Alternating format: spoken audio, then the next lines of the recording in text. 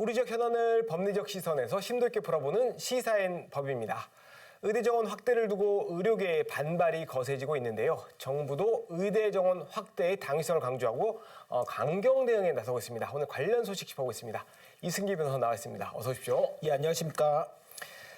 네, 지난 주말에는 전국 의사들이 병원이 아닌 거리로 나섰습니다. 의대 정원을 원점에서 재검토해달라 이런 요구를 하고 있는데 정부는 지난 29일까지 전공의들의 복귀를 요구를 했는데 또 되지는 않았습니다. 복귀한 수치를 보면 아주 미미한 것 같습니다. 실제로 어떻습니까? 예, 정부가 지난달 29일까지 복귀할 경우에는 이 법적 책임을 묻지 않겠다 이렇게 밝히면서 이제 사실상 이제 데드라인을 제시했는데요. 결과는 참 미비합니다. 지난달 29일 오후 5시 기준으로 이 환자 곁으로 돌아온 전공의가 전국 100개 수련병원 기준으로 565명입니다. 그래서 같은 날 오전 11시 기준 이 이탈자인 8,945명의 한 6% 정도밖에 되지가 않습니다. 특히 인천의 경우 이 근무 중인 전공의가 총 540명인데 3월 3일 오후 4시 기준으로 84.4%인 456명이 지금 사직서를 제출했고요. 여기서 344명이 병원에 지금 출근하지 않는 것으로 지금 확인이 됐습니다. 네, 말씀하신 것처럼 이렇게 정부가 제시한 데드라인이 지켜지지 않았습니다. 그런데 더 큰 문제는 지금 이 사태가 해결될 기미가 없다는 겁니다.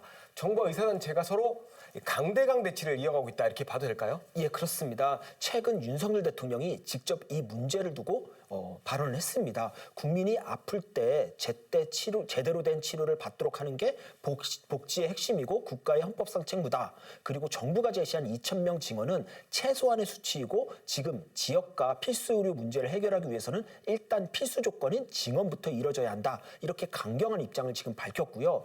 반면에 의사단체의 경우 당장 어제만 해도 여의도에 이제 수만 명의 의사가 모여 이번 의대 증원을 반대하는 이 시위를 할 정도로 아주 강경한 입장입니다. 네, 지금 상황을 보면 정부와 의사단체 입장이 서로 아주 강하게 맞붙고 있는 것 같은데 합의점을 찾기가 쉽지 않아 보여요. 어떻게 보십니까? 예, 오히려 제가 걱정하는 건 일단 우리나라가 의사 수가 부족하니 늘려야 한다라는 이 부분에 대해서는 국민적 공감대가 충분히 형성이 된 그런 상황입니다. 그리고 의사들의 투쟁 방식에 대해서도 이 국민들의 비판이 상당히 많고요. 그렇다 보니 이 정부의 강경 대응이 오히려 지금 설득력을 얻고 있는 그런 모양새입니다.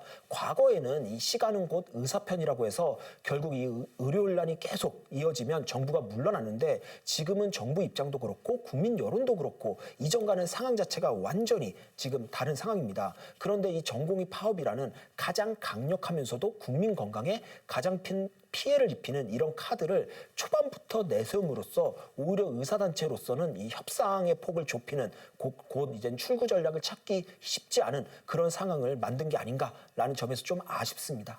네, 정부는 물론이고 국민의 동의도 얻지 못하고 있다라는 거 지적을 해주셨는데 이번 전공의들의 파업이 오히려 협상폭을 줄이고 있다 이렇게 봐야 되는 겁니까? 예, 그렇습니다. 그 의사들은 뭐 생명을 다루는 일을 합니다. 그런데 의대 증원한다라고 해서 사직서 내고 병원을 비운다면 사실 그 파업을 지지하기는 좀 힘들 걸로 보이고요. 자칫 이 국민의 생명을 담보로 해서 정부와의 협상 카드로 지금 쓴다라는 오해도 받을 수가 있습니다. 결국 의사들의 주장이 힘을 받으려면 일단 환자 곁으로 돌아와 자신의 역할을 충분히 하는 게 우선이고요. 그리고 증원이라는 거를 피할 수 없다라고 하면 일단 증원 규모에 대해서 어느 정도 협상력을 가지려면 일단 환자 곁으로 돌아와야 된다라고 보고 있습니다. 네, 지금 정부에서는 미복귀 전공의들에 대한 행정처분도 예고를 했습니다.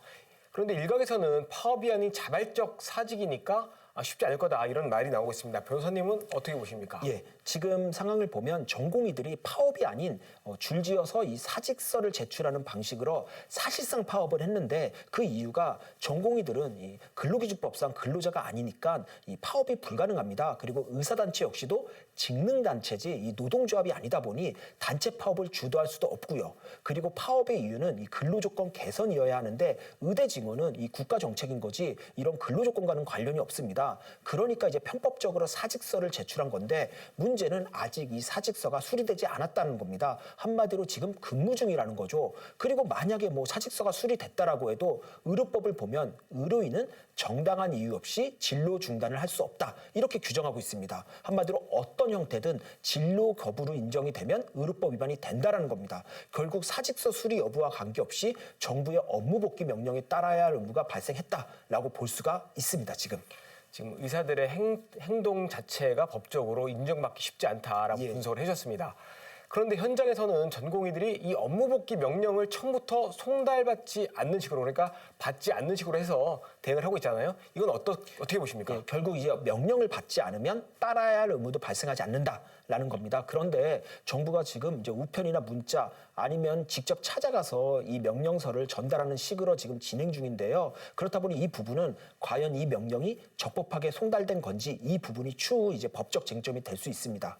그리고 만약 업무 복귀 명령을 받았을 때 복귀하지 않으면 의사 면허 정지에 형사처벌이 가능하고요. 그리고 최근 의료법 개정으로 이 집행유예 이상의 형을 받으면 의사 면허 취소까지 가능한 그런 사안입니다. 그런데 여기서 이제 복귀하지 않을 정당한 사유가 있을 때에는 처벌이나 뭐 행정처분이 불가능한데요. 그렇다 보니 또 두 번째 법적 쟁점으로 과연 정당한 사유가 있는지 이 부분이 또 문제가 됩니다. 물론 의사들이 여러 개인 사정을 이유로 사직서를 개별적으로 낸 거다라고 대응을 하겠지만 결국에는 이 경찰 수사를 받다 보면 전국에서 동시다발적으로 전공의들이 사직서를 낸 이유가 뭔지 이걸 실질적으로 이거를 밝혀질 수밖에 없는 그런 사안입니다. 그래서 군입대나 건강 악화 같이 정말 우리 국민의 이 상식선에서 납득되는 이유가 아니라면 행정처분이나 형사처벌이 어느 정도 가능한 사안으로 보입니다.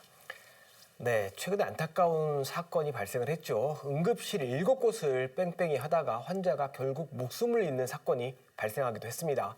의사들이 일단 환자의 곁으로 복귀를 해서 사람부터 살리는 게 먼저가 아닐까 싶습니다. 오늘 말씀 여기까지 듣겠습니다. 감사합니다. 예, 감사합니다.